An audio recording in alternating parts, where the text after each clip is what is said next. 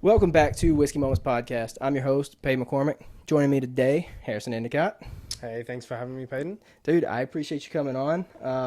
We'll cheers this up. Yeah, no worries. Thank you.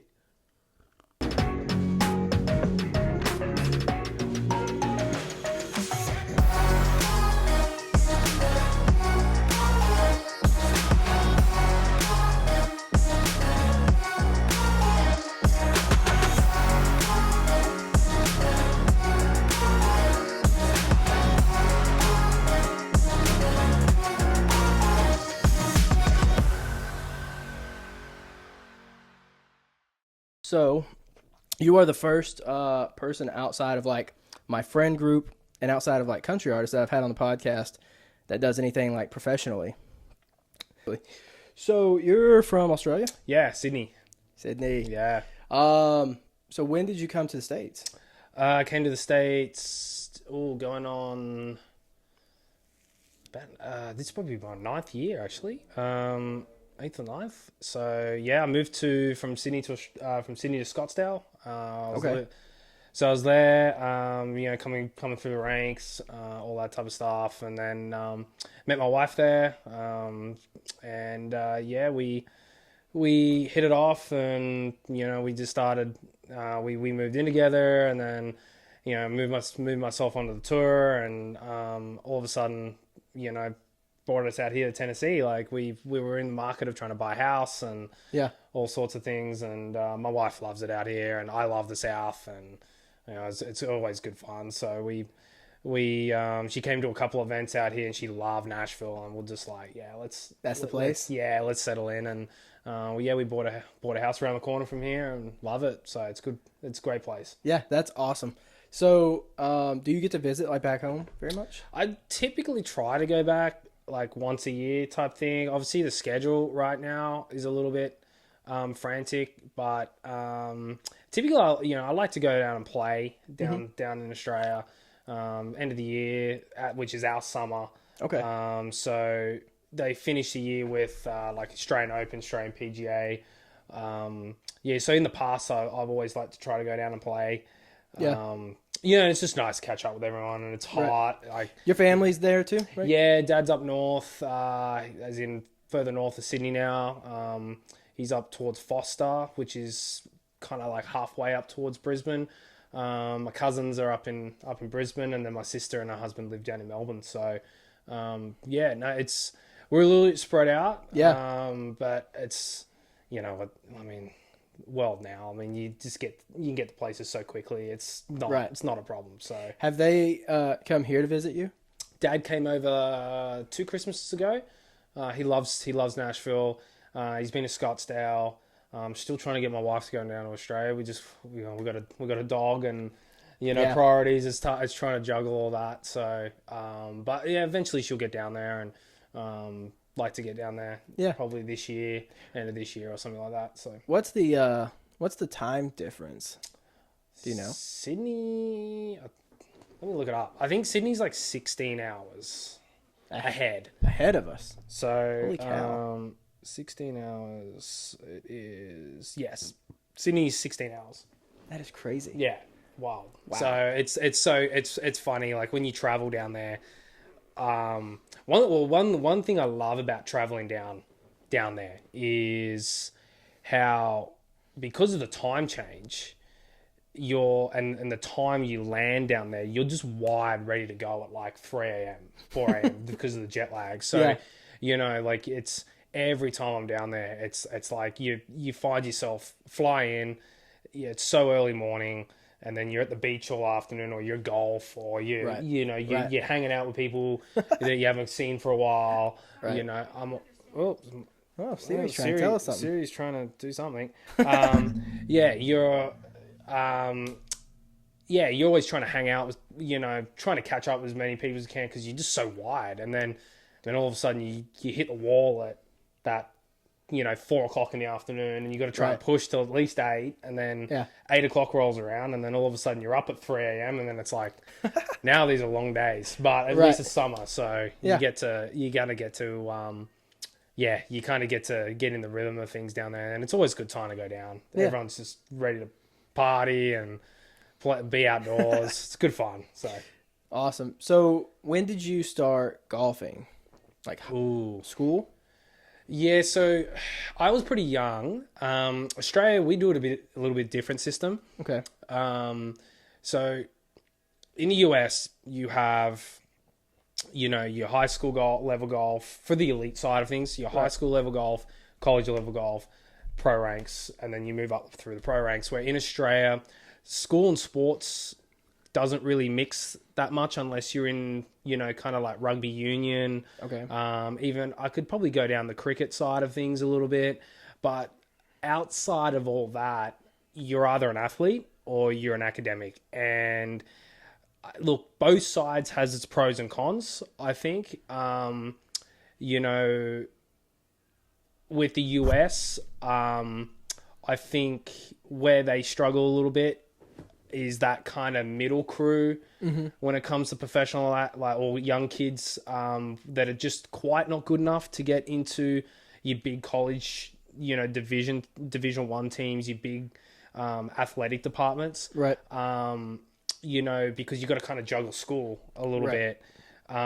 Where great thing about Australia is we have a ton of academies and stuff like that. So for kids that are kind of just below that line, of being, you could argue the next level of superstars, but maybe just in between, just need some good coaching development. Yeah. Like you can juggle a little bit outside of school, to elevate your athletic performance, where, it's sometimes it is a bit tough to do that in the US. Like you can see, I would have been one of those guys because academics was not my forte. I am no astronaut. So like, for me, school really, really suffered. And that's something I don't want going forward with my kids. I want, my kids to have a good degree and I want them to have a good education. But in terms of athletic, jump, it's a bit of a tough one. And I think, if the US can take a piece of a little bit of Australia with that, and Australia could take a little bit more of a piece of the US, because, that's the biggest problem I see in Australia. Like, I know so many great athletes in all sorts of different sports down there had to give up their sports to focus on their education. Yeah. And then then you got the other kids who have got that big gamble, which was me, gave up academics to hopefully pursue a career. Now, I was fortunate and was able to get to the US and get to the tour. But there was a lot of kids that did that gamble, and especially in rugby and soccer and stuff like that, where you got such a small window. Right. Man, like as a parent, like that's a tough gamble.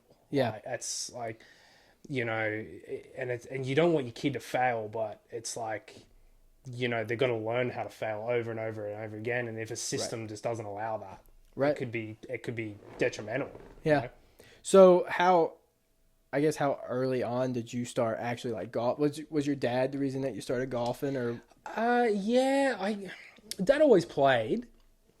Now was he to like a good club level player? Like, no, I don't really know. Look, I played cricket, I played rugby, I played two forms of rugby union and rugby league. I was surfing a lot. I was a very athletic kid. Like, Mum and Dad bought me a PlayStation when I was a kid, and I think I played it twice. Like, it was just, we just grew up in the streets. Yeah. Like, I came home from school. Yeah. The way it should be. Yeah. Like, I came home from school and, tell my parents I got no homework, and ride a bike and go kick a ball, and then you have sport on the weekends. And like, that was kind of like my childhood. Yeah. It was, you're always over at someone's house, after school. Like, that was what was a lot of fun. Like, you always end up in a park, and, even though you get out of school at 3:00 or whatever, you still come home at dark. And if you were home early, you're in the streets, Yeah. and it was just different, and that's what I love about the South is, like, especially our neighborhood, man. It's just great. Like, you see kids riding bikes, being athletic, Being outside. Scottsdale it was tough to see that. Like it just because weather and the climate.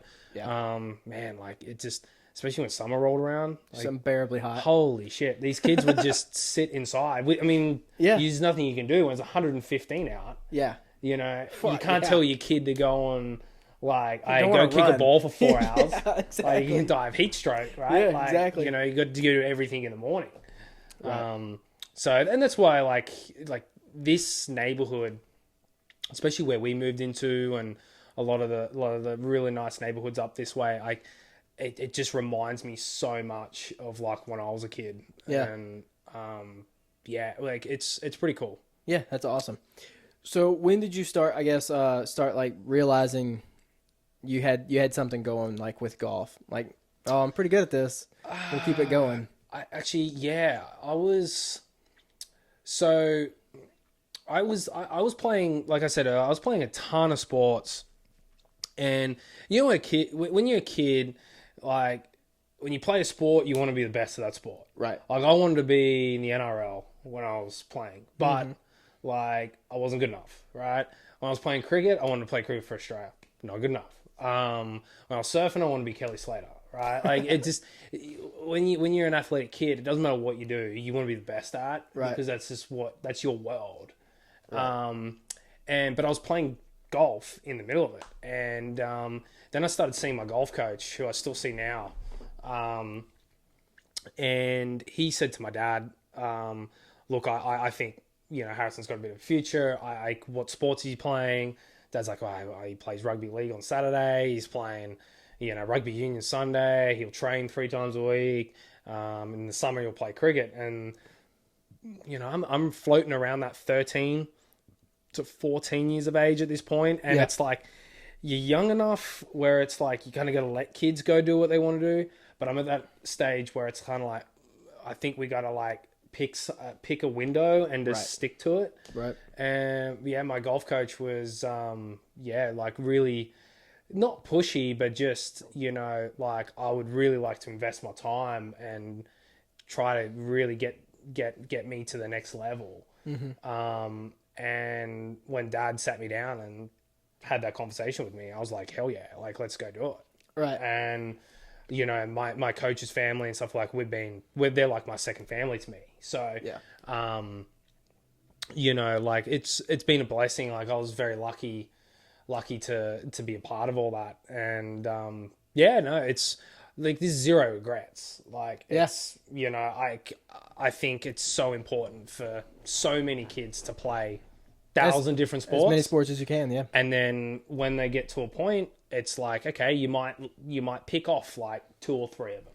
Right. You know, okay, we're not going to play baseball. We're going to play football. We're going to play a bit of basketball here and there. And then, you know, if, like you start to see like where the talent's going, and, and also too, you see the hunger in the kid. Right.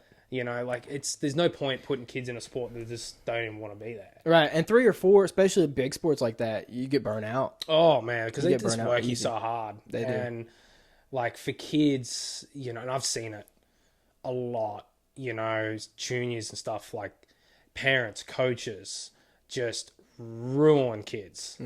Like you're still a kid at 13 or 14. Right. You know, he's got to want to go and train his butt off and work, but he's got to want to do that. He's got to love doing that. Right. And the moment that love drops off, parents need to stand back and start listening to their kids.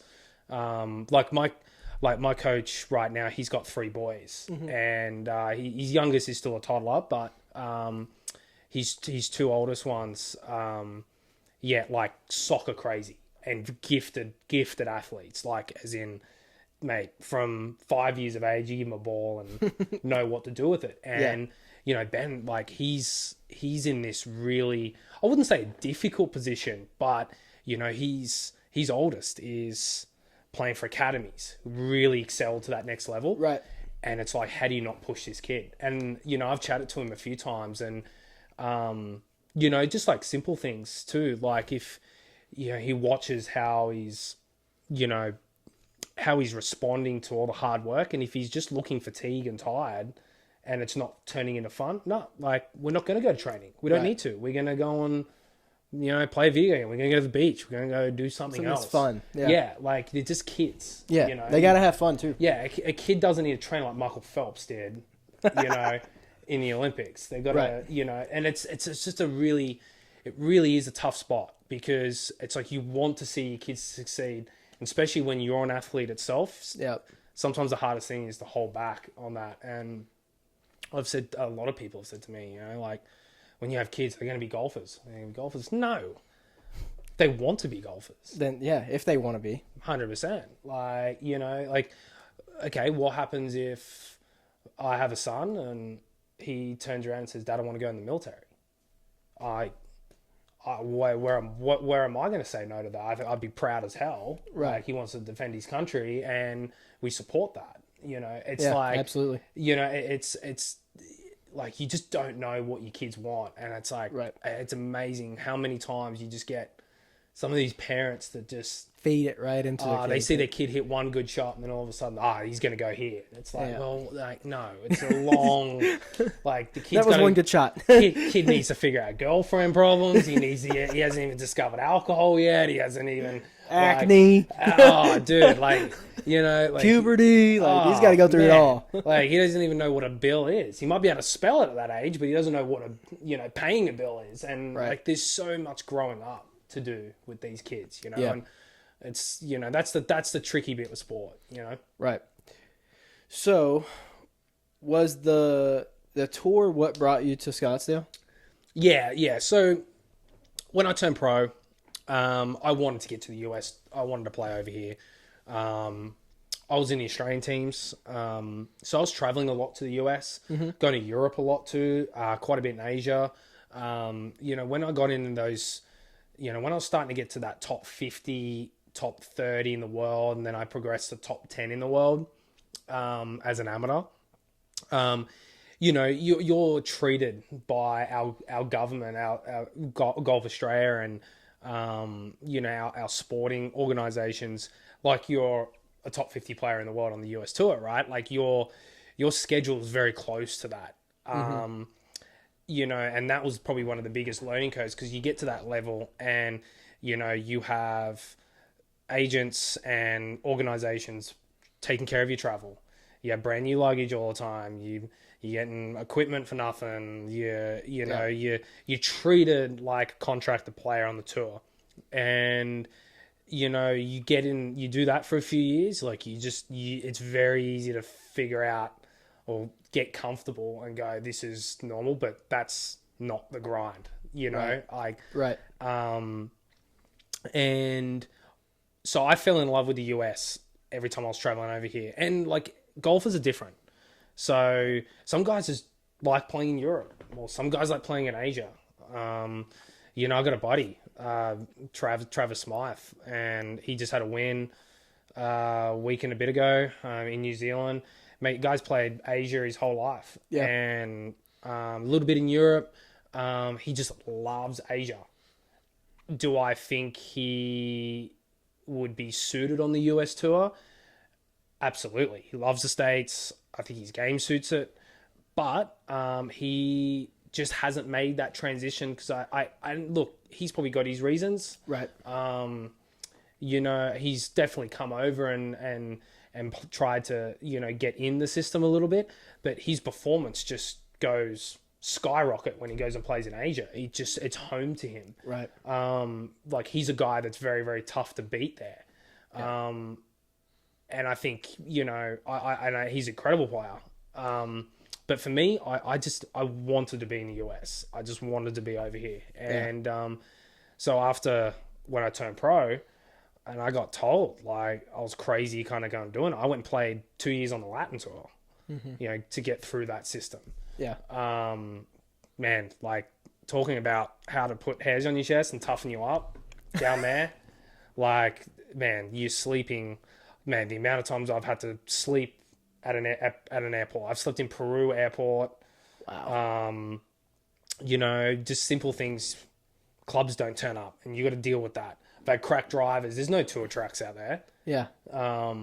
There's no tour vans. I've had half my clothes stolen out of luggage and man, and it's like, look, beautiful parts of the world to go play golf in, but in terms of the grind, like, man, you are thrown into the absolute deep end, and it's figure it out.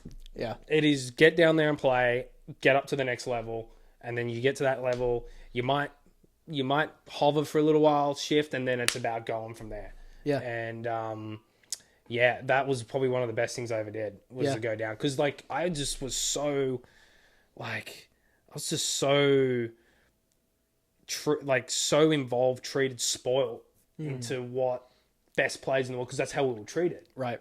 And then it's like, oh no, like no one cares about you anymore. Like, go shoot a number. If it's good enough, it's good enough. If it's not, it's not. Figure it out. You know, and Humbling. and it, oh dude, and it thins the herd too. A lot of great players went down there and played, and a lot of great players who are still now on tour. You know, Canada was a similar pathway. It was like next to each other. You know, you look at like guys like Corey Connors and I'm just trying to think of just down a list of these guys, like Corey, like Aaron Wise, like, you know, a lot of these guys were top level amateurs. Man, they had to go and suck it up for 2 years, like, you know, like get some dirt on their hands and figure it out, you know? And man, you figure it out. So how does the U.S. tour work? It's an invitation, right? Is that the way yeah? I understood it? Yeah. You got to have your tour card. Unfortunately, right now, you know, I lost my tour card, and you know, this year I'd like to get back playing a little bit more and progress, get back to playing and working back towards the tour. But you know, it's look, there's so many different like categories and stuff like that. The prime way of getting out there is through the Corn Ferry Tour. That is which is its own development tour. It's a separate tour. You know, and it's changed a lot more since when I was playing, but it's, you know, you got a 40 event schedule, 30 something event schedule, and you pick and choose, and you know, you got to try and finish top 25 at the end of the year. And well, now it's top 20. When I got my tour card, it was 25, and the next 25 at the playoffs. You either finish in there or you restart your season again, or you get bled out the other end. So there was just 3 ways of really moving off that tour: one to go up, one to stay, and then the other one is done. You're done. Yeah. You know, and that doesn't mean like a lot of good players. You know, there's a ton of guys I know, you know, really spent a long time on the Corn Ferry Tour, on and off, lose it, come back, pottle a little bit, lose it, come back, pottle a little bit, now on the tour. You know, it is a good development system, you know, and look, the tour itself has changed a lot. Some are good. You know, I think some things I just scratch my head a little bit. But apart from that, the overall development side of it, it's, you know, it's produced our game superstars, you know. So for that kind of tour, like, do they reach out to you about coming on the tour? Do you reach out to them? No, you're an independent contractor. You either want to do it or not. Okay. It's like, and you go to Q schools, you go, you know, you got to earn your stripes and go play, and you got to beat X amount of people over time, and you know, move through the levels. And there's many different ways of doing it. I mean, you know, there's guys. Okay, like look at Jordan Spieth. Like Jordan Spieth, game superstar, one of the biggest names in the game. You know, he was a superstar in high school, very, very young. Went to college went to college for a little bit. And then he gets sponsors invite at the John Deere, wins the John Deere, he's away. Tiger was Tiger.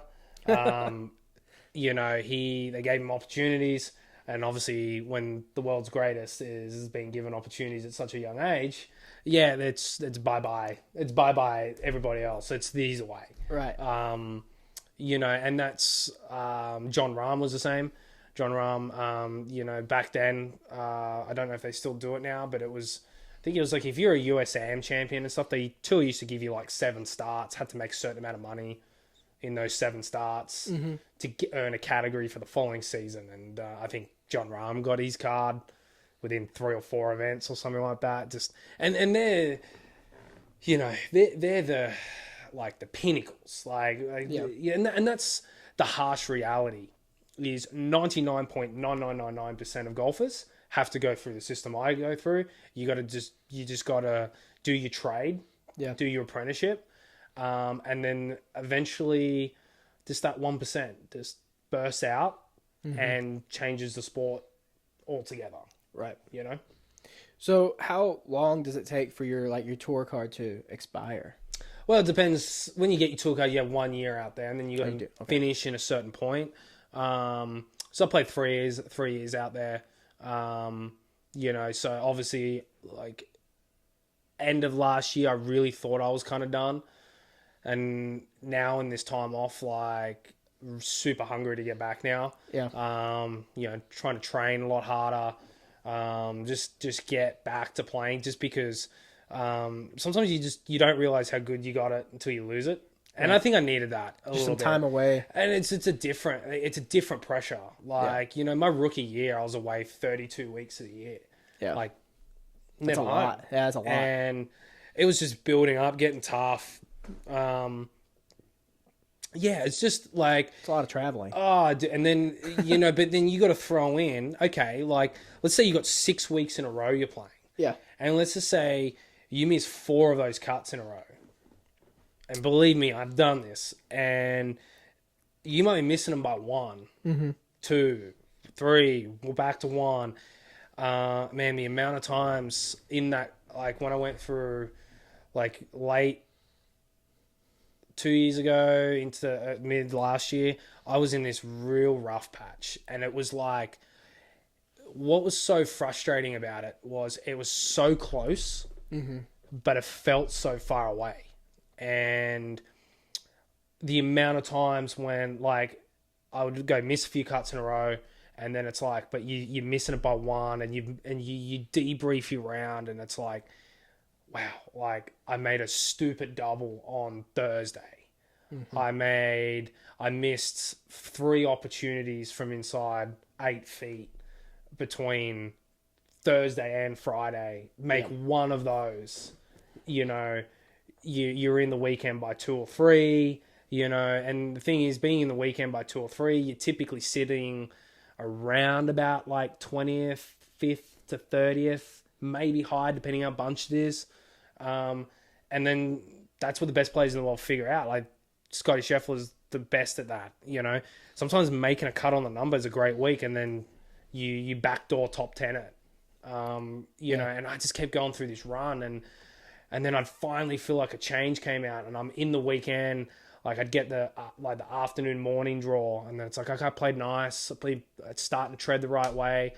You finish the day in, you know, 32nd, or, you know, and then weather chills out or something, and then you're sitting, you know, you're sitting 66th, and it's like I was in the weekend by 95% of the week, and I missed the cut, and there's nothing you can do about it because you're in a hotel and you're not out on the golf course.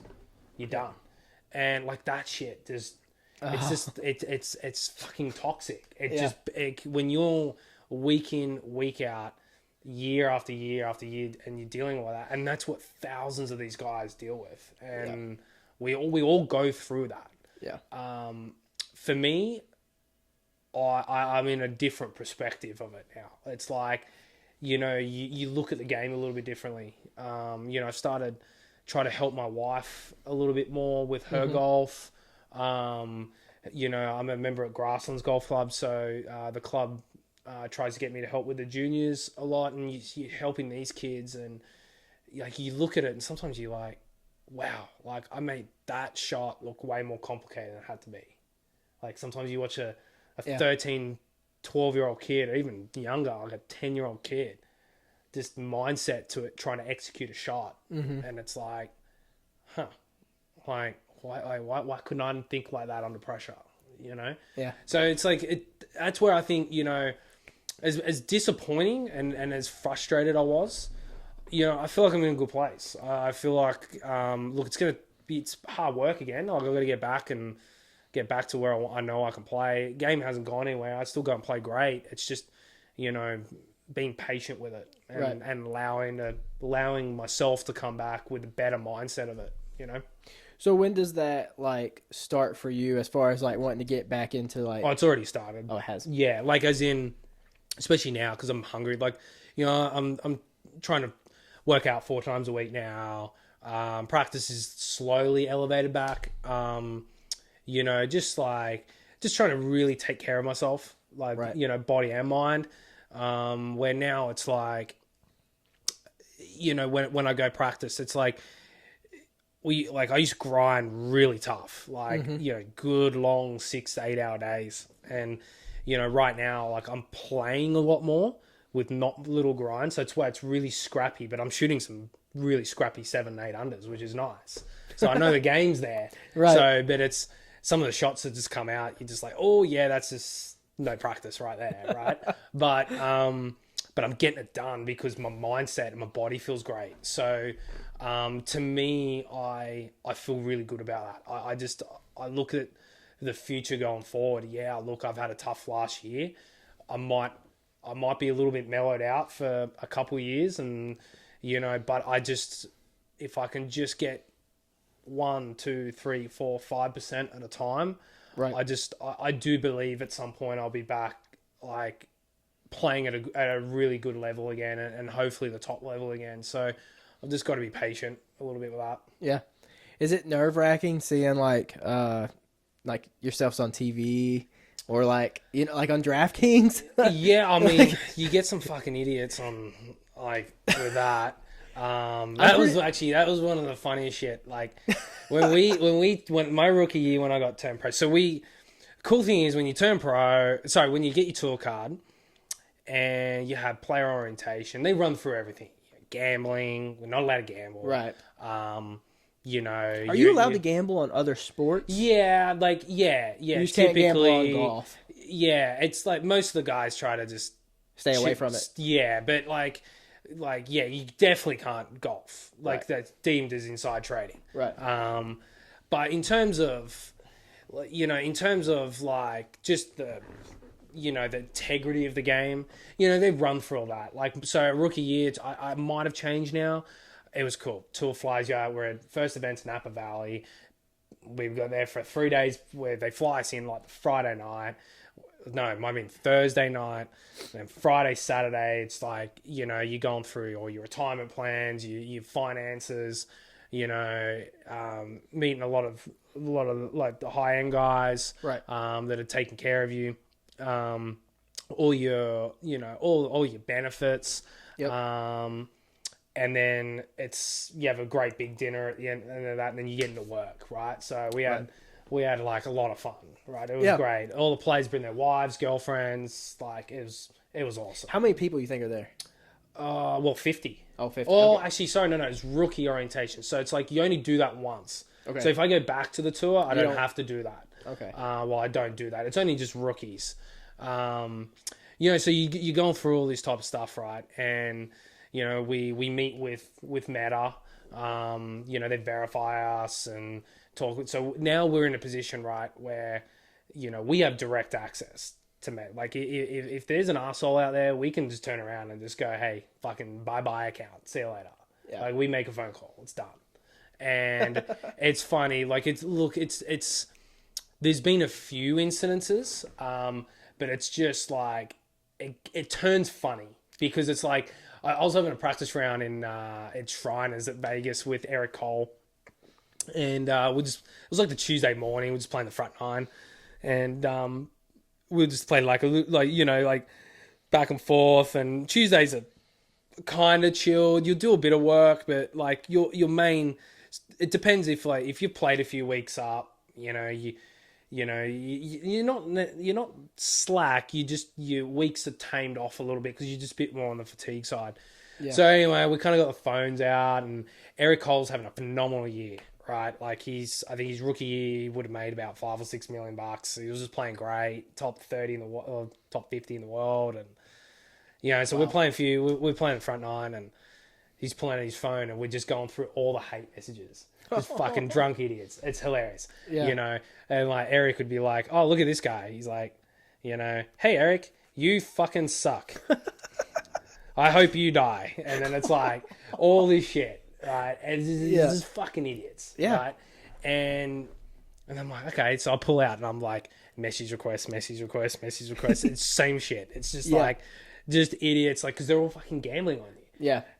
So and that's toxic. yeah. And then when it comes to like seeing yourself on TV and stuff like that, these guys are watching you, right? So like, and DraftKings, as you know, and BetMGM, like they got a fucking line for everything, right? Everything. Everything. You know what's crazy? Just from your last name, I'm almost certain that I bet on you for something. I have no idea what it was. Yeah, I mean, because probably. I know nothing about golf, and I bet on golf. Yeah. Now that was probably a year or two ago. Like I have no idea when. Well, okay, so going back to shitty messages, right? Like when I was going through my tough patch, I had some fucking asshole message me before a tournament week, betting on me to miss a cut that week because he's like just wants to be funny. Yeah, and it's like. You sit there and you just go like you learn to just don't give a fuck, right? You don't care, right? But I'm sitting there going like, buddy, like I can have your account deleted now if I want to, right? Like all these guys, like all these players you're messaging this shit to, like they're not gonna do it for a dumb message like that, right? But if you knocked a few more back and you're starting to get personal with these guys' families, like private life. Right. All this type of stuff. The tour has that power to go to Meta and just cancel that stuff. And that's what these guys just don't get. It's like, I mean, Waste Management Week is just like obscene. That's crazy. It's a cool event, but I mean, it's it's wild. Yeah. I didn't know that was even a thing, man. That's dude, crazy. Man, some of the stuff that gets yelled at, like, I remember at the Honda a few years ago. Like, man, you get guys like just wanting to see you fail. Yeah. I've had a few guys like in the bear trap there be like hit a shot and get in the fucking water, man, because they're betting on you. They're betting on that, and it's like like when you're playing good, man, that just goes straight over you. You don't even care. When you're playing shit, those voices start fucking popping up a bit more, and it's like. And it gets the guys. It got to me a little bit, not into the sense of like hide away, but it was more just, like just going into the next shot. Like, is this guy following me? Like, you gets a little bit that way, right? Where you just got to learn to get to this place of just not giving a fuck. Yeah, like there's security guards. They get too rowdy. You can just tell a security guard to like, hey, get that guy off premises. Yeah, I mean, that's crazy. It's like it happens all the time. Yeah. And sometimes some of the shit you hear in the locker room too after it, like it's what some of the guys joke about. And and that's the thing. Like, and that's what the irony, unfortunately, is in our sport is PGA Tour, the NFL, the NBA. Major League Baseball, the NRL in Australia, every major sport, Premier League in soccer, right? Every major sport is so protective on our integrity about gambling, but they make it fucking so much profitable by advertising gambling. Yeah. Yeah. So it's like you're bringing that environment. You're inviting it in, yeah. And that's why I think there's many reasons, but it just shows why Augusta, the Masters, is just so pure. It is so authentic. It is why guys just want to get there. Right. Just because there's none of that. It's old school, no camera, cameras, but no phone, there's no heckling. It's quiet. Yeah. It's quiet. Well, rowdy, quiet as in, it's loud, but as in, like, drunk and quiet. There's no drunk idiots there, but everyone respects that. So that's like the top. That's where you want to be, right? 100%. I mean, like all the majors. Right. You want to be in a place in your game. When you get to the tour, you want to be in a place where, I'm going to play the majors. I'm going to play a handful of these events, and I'm going to do that for 10 years because I know I'm good enough. And I mean, that's Rory. Like Rory sits there at the start of the year, and I'm going to play this. I'm going to get fit and healthy and peaked for these big events. I'll pick at a couple here and there. I'll go play a few in the DP World, like, because I have to, part of contracts.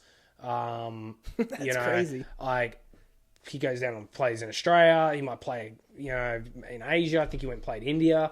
These guys will throw these. That's where you want to get. Yeah. Like Ben Griffin's a good mate of mine, and then he got to that level, and especially after his second year on tour, he got to, like, I think he got to 12 or 13 in the world, maybe lower, top 10. Wow. And I traveled a lot with Benny, played a ton of golf with Benny. And it was amazing to watch him go from not being able to pick a schedule to like being able to just pick and choose. Here's my number. I'll play in your event for this number. Like, it's a Right. different. It's Right. cool. Like, Yeah. it's and you like. It's almost like reaching a different tax bracket. You know what I mean? Yeah, Like, and the thing is, like, that's one thing I love about the States is when you see your buddies do that. Americans are so fucking good at just going, how good is this shit? How can I be like you? And let's do this together. Like, Right. you need my help, I'll help you. right. Unfortunately, in Australia, this is the one thing that pisses me off with this country, or my country down there, is the moment you see success, they just love fucking dragging you down with it. Yeah. And I've seen a lot of good players. Unfortunately, you just hear even guys, like, even from coaching. Like, when I got my tour card and I went back down and, like, most of all coaching's great and, there's no, but it's just, like, you'll hear a couple of assistants, like, people that have known a guy for so long, and they're starting to play really well. And, and it's like, dude, you just went on 10 minutes of talking shit to this guy. Like, fuck off. You sell a Snickers for a living. Yeah. This guy's fucking doing this. He's worked his butt off. Right. And you're bashing this guy. Yeah. In the States, it doesn't happen. It just like I'm not, well, I might, but like Not to that extent. but at the top level, it's like, man, like when I got, that was the biggest eye opener. When I got to the big time, when I got to the highest level, man, you had superstars that I'd grown up watching. Man, like, you be sitting there at lunch. Oh, great playing today, Harrison. Awesome. Yeah, your phone's blowing up. You're getting text messages. Yeah, right? go play well tomorrow. Like, it's like everyone's rooting for each other. Right. Now when it comes to game time, everyone wants to beat each other up, but that's normal athletic. That's just competitive. 100%. Right? Like, no one's friends out there. Everyone's Yeah. friendly, but I'm sorry, but like, if Rory and I are going down the stretch, Rory's going to try and rip my throat out and put a fucking knee on me. Right. Right? It's just, it is what it is. And afterwards, you'll have a beer together. 100%. Like, and I get on really well with Rory. When I was out playing there, I mean, Rory was super nice to me. Like, it was, like, he was great. And that's why I felt a little bad for Rory a little bit too, just because, man, the media just love fucking honing in on him. And I'm like, like, I see this guy in the gym, I see this guy in the locker room, I see this guy at lunch, I see this guy on the putting green. Yeah. Great dude. Mm-hmm. Every time at the players, he walks by me. Hey, Harrison, how are you, man? What's going on? Like, fucking normal dude. Yeah, but they don't report on that stuff. They don't report on that shit. Yeah, they don't want to report on the good stuff. And he's thrown in a tough position media-wise because Tiger's hurt. The tour's fighting against Liv, So Rory's the face of the tour, trying to protect the brand. And the poor bastard is just he's got to try and play really good golf. And that's why I think everyone related so well to him when he won the Masters in his Grand Slam, is because he's had to try and focus on that by getting smoked on every angle. Like, that's some pressure right there. and that to me just shows, if that doesn't prove you're one of the game's greatest at whether it's golf, NBA, football, whatever, like, fucking, I don't know what is. You're Like, right, yeah. if you can deal with all that shit and still go out and beat everyone up and dominate them and rip their throats out, 100%. fuck, you're good. Yeah, 100%. Like, and that's my view of it. You know? So if I was to ask, like, who's the hardest competition you've had? Like, who's the hardest person you've faced? Is that a question that you can? I mean, 'cause yeah, you in go up times. against. You know what I mean? Like In times. who would you say the toughest person you've went up against? Okay, so this is the weird thing about golf. What level of toughness, though? Because it's such a mental sport, Right. as well as physical. Like, what would you say? What would you say? What version of toughness would you say in that question? Probably like mental toughness. Mental toughness. Yeah, like psyched you out. And you was having to go up against this person. It's never gets psyched out, but just ability of control. Jason Day, by far. Really? He is so mentally strong. I love Jace too. He's a great dude. I get paired with him. So I'm just trying to think. First time I got paired with Jace was on Saturday at the Byron Nelson in Dallas. He goes and wins that week. And I was sitting in, would have been in 5th, 6th or something going into Saturday night. And it was kind of my first. I've played with some big names prior. But just in the hunt, like, Right. It's different. Like, when you're a rookie and when you're coming through, like, playing with a big boy, like, for shits and gigs at your local club, or even just in, like, if you make the cut on a number and you're kind of both out of the tournament, Right. like, whatever, right? Like, you can go play good, but when, like, you're, like, one of the game's greatest, and he's one of the nicest guys in the world, you want him to succeed. He wants you to succeed. Yep. But then it's this one road like drive of just both trying to beat each other up. And now you're seeing the mental toughness side of that. Right. Man, he frazzled me. Like, as in, but in a good way. I just like it was just so simple, so mentally strong. So, man, like nothing barged Jace that Saturday. Wow. And it was like, man, he could, like, I think he missed a couple of easy opportunities that he got a little frustrated with, which we all do. But how he bounced back and just went boom. I think I shot like 1 over or 2 over, did nothing in my round. And I, like, didn't really play any different. I just was so, you know, and you got columns of people. Like, I mean, it's like, you know, and that was another tough side too. Like, I'm just this young kid. So it's 2 Aussies playing. One of my heroes that I've grown up watching, and you've got like rows deep of people, you know, yeah, JD, like as soon as he makes contact, the crowd is just wild. You got security everywhere. And you're just this fucking kid, like, please hit the fucking green, right? Like, you know, you stand over a 20-footer and it's like, oh, fuck, please go in, you know? It's like, and it's not that you're scared of the challenge, it's just a whole new experience. Right. It'd be probably just equivalent to, like, I think it'd be just probably an equivalent to someone who wants to be a fighter and all they've done is train, and then they finally get in the ring, and then it's just a different feeling. Right. I mean, look, I'm not a fighter. I could be comparing the wrong thing, but to me, that's how I can best describe it to someone who hasn't been in my shoes, who can maybe think a little bit what to relate to. Like, if, you know, could you imagine, like, being a fighter, fighting, you know, like in the UFC or trying to get to the UFC, and then you're plotting through, and then all of a sudden, Conor McGregor, like, that Dana pairs you with that, and like you're just, like, holy crap! You're just beating up guys with 5 people in the crowd, and now you're on maybe the main a couple card. of bookies, Right? And he's got his circle, and you go and you beat the shit out of him, and then now you've evaluated the UFC, and then all of a sudden you're on like the most watched sport event. Right. That's like, the feeling. it's a fucking different jump, right? Like, it's like, and when Connor's like, he's in this place where he just does this shit every day. Yeah. And that's where I experience with Jace. Like, Jace just does that every fucking day. That's crazy. You know, and it's That's like, crazy. that was what was so much fun. Yeah. To be a part of that. Yeah. That sounds fun. All right. Let's see. We'll do a would you rather question. Okay, sounds good. All right. Would you rather play in the freezing cold or the extreme hot? Extreme hot. Really? Fuck me. Have you felt the winter we've just had here? Holy That's shit. true. That's My true. wife will be out there like rugged up bashing balls, and I'm like, can we fucking go home? Like let's go to the bar or something. Like, no, I want to keep hitting. You do that. I'm fucking out of here. Yeah.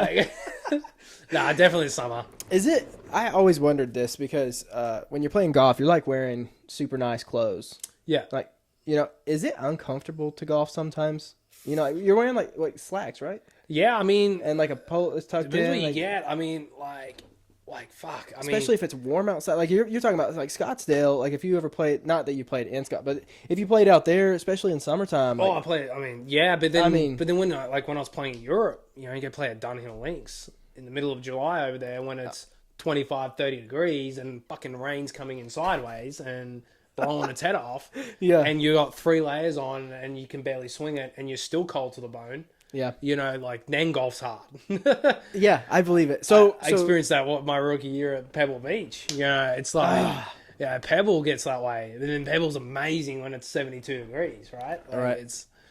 So it's harder, obviously, in like the cold than if it was like extremely hot. Mm. I don't think Cold, it's your body does not want to be out there. right, and doesn't want to move. And your brain doesn't want to fucking be out there. You want to be laying in bed. The hardest things on cold weeks in the winter, especially on that West Coast swing, Palm Springs is great. Pebble and Torrey Pines, man, when you have that early tee time and you've got maybe a shitty end of the draw and it is blowing and pissing down and it is cold and that alarm goes off at 5 a.m., you're just like, what the fuck am I doing? Like, can I get a desk job? Like, this is brutal. Can I get a desk job? And I mean, that's everyone will kind of say. I mean, well, that's interesting. I say that. Best players in the world might think it, but they don't say it. You know what I mean? Right. Deal with it. Go. Yeah. But yeah, a lot of guys struggle in the in the. You're cold. probably used to like this. Probably gets pretty hot in Australia, though, right? Yeah. Australia's very similar climate.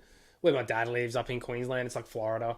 Yeah. Sydney was a little bit more towards like California, San Diego. Well, San Diego is in California, but you get my point. Like that's 72s. Yeah. Get a few hot days. Humidity's up a little bit. Melbourne's a bit closer towards on real hot days, closer to Arizona and South Australia. That dry Yeah. heat. Yeah. And then Perth similar to that. But then Darwin. Oh, Darwin's like Houston. And it's just brutal. Malaysia. So if I visit Australia, where am I going to want to go? Sydney. Yeah. Sydney, Melbourne, Brisbane, like your East Coast. I mean, look, all of it's beautiful. It depends what you want. Perth's got some great spots. I love Perth. Adelaide's a lot of fun. But in terms of just sightseeing and the atmosphere for everything, I'm pretty biased on Sydney. Sydney's incredible. Yeah. And then, if you want that Europe-y, cafe, foodie vibe, Melbourne's where it's at for that. What's something that I would have to try that I wouldn't know to try in Australia? You know what I mean? Like what's a food? Yeah. What's a food that like you like love that's over there that we don't have over here? Oh, I mean, when you go, so Australia's a big pub culture. Okay. Right. So this is what I try to explain to my wife all the time. Right. Like American sports bars, and it's a bar.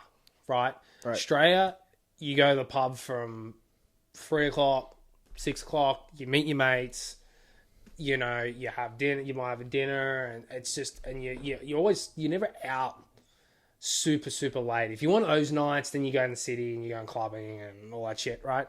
But if you, typically our culture is, like the Brits a little bit, let's go down to the pub, go have a few beers. Right. I grew up, like my dad with my mum, hey babe, I'm just going to meet the boys at the pub for a few beers, see you at home for dinner. That's how it is, all right? Yeah. Everyone's on the same page. Wives don't get shitty. Like, if I tell that to my wife, hey, I'm going to have a few beers with my mates down at the bar and it's 4 o'clock, she's like, well, I'm fucking coming too. But for some reason in Australia, it's just not like that. Yeah. So when you're at the pub, chicken palmy and fries, we do it so good. Because it's just your chicken schnitzel, your tomato like red sauce on there, but we do like a ham, like a shaved ham, well not shaved ham, like just like a deli ham over there. And the mozzarella's like melted over, and they blowtorch shit out of it. Put a little seasoning on there. Sounds Fries are good. Like over here, your chicken parm's always with pasta. Right. Like Aussies don't do that. But I was just gonna say, like, our beer's great down there. And then I'd probably say one thing you would love. Are you a sweet guy? Do you like dessert? Oh yeah. Oh yeah. You would love a pavlova. Okay. Like, what is look it that? up. It's Okay. fucking good. It's just like, it's a Christmas dessert. Like my grandma used to always have it for Christmas Day. You know, it's smoking hot outside. You know, we have a lot of seafood on Christmas Day and all Yeah. this. There's always a pavlova that's just somehow, if your grandmother or your family didn't make it, someone brought it. Yeah. It's always there, and it's so good. It's like meringue, cream, fruits. You can get it at the restaurants, pubs, and stuff. Some pubs will do it. Yeah. Like, they might give you a slice. They might Okay. have one. But like you go to a bakery shop or something like Bakery that. shop, okay. They're 100% gonna have it. Okay. And you know, when you're watching sport, meat pie, ketchup, sausage roll, so fucking good. What's one thing you tried here that that you didn't have in Australia that you tried here once you got here that you were like, it's fantastic? Oh fuck. My wife's green bean casserole. Oh, you like green Christmas. bean casserole? Fuck me. That shit. It's so good. That shit, So dude, good. is incredible. And it's the easiest thing in the world to Oh, make. dude, for Christmas, I got a big green egg. I love my smoker, and smoked up a whole bird, whole turkey, and Brandy makes her family recipes every year. She does like potato salad and bean and a green bean casserole, and oh my god, she's always like, you know, I'll just make enough for us. I'm like, fuck no, make the whole thing and we'll eat it for a week. I can never get sick of it. It's so good. That's awesome. But I mean, one place I will shout out to is Dream Burger down here in Nashville. So you know Vinyl Tap? Do you know where Vinyl Tap is at East Nashville? No. It's like a little brewery place. Awesome. Phenomenal. Yeah. And they just got like a little food truck out there, Dream Burger. Best smash burgers you'll Really? eat. Phenomenal. I have to try it. Yeah. We go to East Nashville quite a bit, so I'm surprised. Dream I haven't Burger. heard I of think it's like a Thursday to Sunday thing, Friday to Sunday. it. Okay. Phenomenal. Yeah. Unreal. That is probably, and like Aussies are always like, when they go to the West Coast, oh, I've got to have In-N-Out burger. I'll go here. I'm like, fucking In-N-Out. It's like it's good, but it's like, eh. Yeah. Like, I haven't tried it yet. I want to have try. you tried the new place Spot that just opened up here? No. Phenomenal. Off Indian Lake, Really? mate. Awesome. I I'd think. have to Look, try it. I don't want to bash the company down because they're, you know, I think Dream Burger is another level, but oh man, I was like, I couldn't figure out what we're gonna do for dinner after golf one time. I'm like, I'm just gonna go get a couple of burgers. Phenomenal. Man, Like, try it. good place. And it's new. Yeah, they just opened up like a couple months ago, maybe Okay. 3 months ago. Yeah. They're not quite smash burgers. There's somewhere like in between. Really, really good though. Yeah. Like, really, really. You good. know, they're bringing an In-N-Out burger to Hendersonville. I know. I heard that. I saw See, it. I think Five Guys is a better burger. I like Five Guys. I like their fries. Yeah, I mean, it's like, I don't like Whataburger. Whataburger was a little bit. I didn't care for it. Which the cool thing about Whataburger is that they make the burger like after you Yeah. order it, like it's freshly made. I just don't like it. And they used to do Whataburger when I first moved to the States. Used to do this green chili burger. It was bomb. Sounds good. It was like a West Coast thing version of them. Phenomenal. Now, Then they took it off the menu. Of course they did. And it's like, I don't think I've been back since, but yeah, like coming to the States, oh man, you guys just know, you guys figure out flavors, right? Like it's just, you know, even like your barbecue and stuff like that. Like it's, yeah, man, Barbecue's like, good. oh dude, like, Do you like sweet tea? I do love sweet tea. Really? I'm a big sweet tea guy. Me too. Me too. Oops. There was a Sprite there. But yeah, no. Yeah, sweet tea's phenomenal.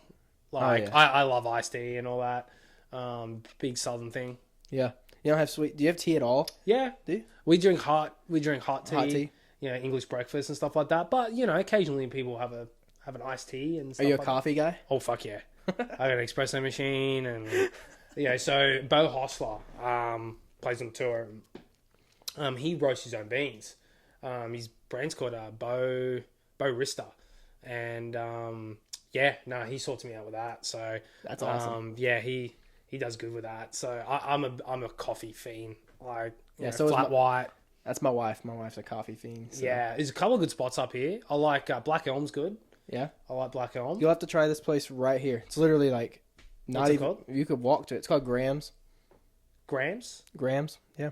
It's literally like you could see it when we leave. Sweet. I'll point it out to you. It's expensive, Okay. but it's good. All right. Like $8 for a coffee. Wait, what? Yeah.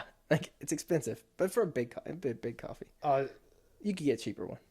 Yeah, but like, yeah, so you can get like cortados and maybe flat whites and stuff Yeah. like that there? Yeah. Okay. So I was going to say, fuck me, $8 is expensive for a coffee. It's expensive. So my parents owned a coffee shop for 21 years. Okay. Yeah. And, man, but back then it was like $3. I mean, even when I go down to Australia, it's great going down with US dollars because everyone complains about how our economy's gone into the shit and it's fucking this way. And I go, like, I'm fine. As I earn the big bucks overseas. Like, here you go. So like, you can spend American money in Australia. not cash, but Not like cash. I don't have any bank accounts down there anymore, so I just go down with US dollars and convert, and it turns out a cheap trip. Oh wow! Until our government figures out how to get this economy back on shape down there. All right, I got another. Would you rather for you? Would you rather fight a hook on every tee shot or fight a slice on every tee shot? Slice. Yeah. Hook keeps going fucking left. A cut will slowly bleed into less of a cut. Okay. Once there's momentum on and thing turning over, it keeps going. Okay. You can play, like, best players in the world play with a cut for a reason. And it's like, you know, like, yeah, draws keep going left. All right, I'm going to ask you one more. Would you rather play around with no woods or no wedges? In today's game, no woods. Yeah. You need wedges. Because, like, everyone's gotten so long, so you can survive hitting irons off every tee, but missing greens here and there and stuff like that, you need some wedges. Okay. So, yeah, you can take the woods out. There's a few weeks out there that I've really barely hit woods anyway, so Really? there you go. Okay. This one, I have one more would you rather. I normally only do 3, but I wrote this one. And would you rather hit every fairway all year or 2-putt every green? Hit every fairway. Okay. Because you 2-putt in every green, and I'll get to this.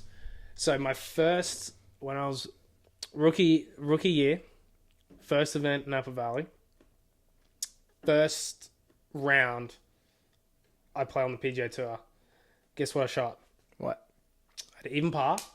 Guess how I did it?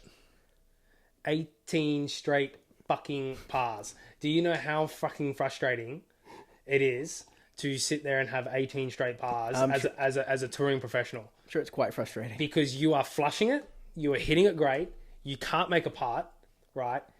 You make some poor decisions on par fives being in position, but then at the same time there's a pocket in the round where you scramble great.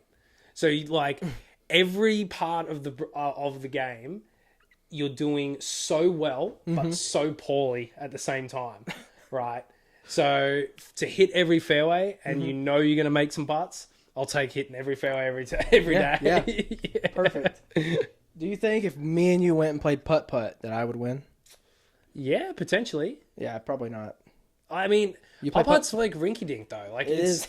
like, I mean, like when my wife and I first started dating, we used to go do a bunch of putt-putt and stuff. Yeah. And my wife in general is like, for a beginner, like she's really good. She has speed controls really good with the putter. I'm working on a stroke to get a little bit better, so it starts on line a bit more consistent. But no, she used to do great putt-putt. Okay. Like I mean, it's so funny too. Like on tour, like sometimes you just like after a pro-am on Wednesday, on Tuesday, you might have an early practice session. Mate, the amount of times like you might be, I'm gonna go play some putt or something like that. Like especially if I had my coach and his kids were over and his family, and you ring the caddy up and go, let's go have putt and then go to dinner after it. Yeah. Dude, like, seeing Happy Gilmore where he's at putt and he smokes a clown and Lee Trevino's there. Yeah. Bro, I'm telling you, most weeks on tour, you'll run into a tour player out there at a putt golf course, especially in like Dallas. Yeah. We're at Byron Nelson, we're at Pop Stroke. Okay. Half the guys were out there. Half the caddies were out there. It was awesome. We rolled up and I was like, did they move the event from TPC to Pop Stroke this week? So like you would almost think it would be the opposite, like you don't want to go play. You know what I mean? Like you've played all day or you've played all week or all weekend. I mean, you're like, man, putt's fun. Putt's fun. I love putt. I haven't been to a pop. There's a Pop Stroke in it's phenomenal. Nashville.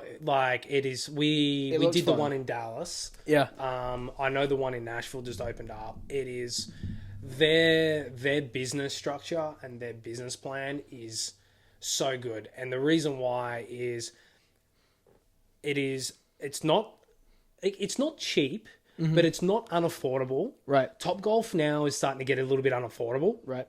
And you're constantly monitoring kids, right? Right. You got your kids and you're at Top Golf and you're on one of the top bays and you're sitting there having a few beers, right? Yeah. And you're starting to pay attention so they don't do anything stupid, right? And there's only so much they can do. Pop Stroke, you got 2 putt golf courses that are proper. Like it's not putting through windmills and stuff like that. Like it's like proper. You have on-course service. So it's like having a cart girl out there every time, right, for the adults. You've got ping pong. You've got sports bar set up. You got TVs everywhere, right? Like it's all gated in. Mm-hmm. You can't really get out. So it's like perfect for mums and dad go, all right, kids, don't burn the place down. Right. Go and have fun. Yeah. Right. Mum and I are going to sit here and have a few drinks with so-and-so. We're going to have some food. I'll yell out to you when chicken strips and what else here. Yeah. Right. Go do whatever you want to do. They got the bags there as well, like cornhole.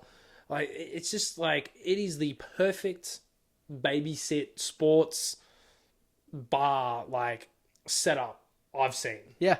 Like it's phenomenal. Yeah, it just opened, the one in Nashville. Yeah.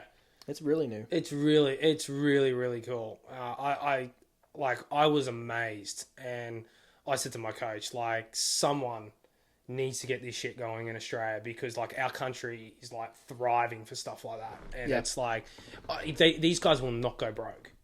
They will not go broke. No, they won't. And that's crazy because, like, Nashville just keeps adding stuff like that. Like, we got Putt Shack, too. Yeah. Putt Shack, I heard, is pretty good. I haven't been there. I haven't been to that one either. It's like, more, like, arcade-ish, though. But I think the arcade side of Putt is done. Like, it was cool when it started, but I think that's where Pop Strokes changed the game now. It's a different way. It's just a different level of quality. Right.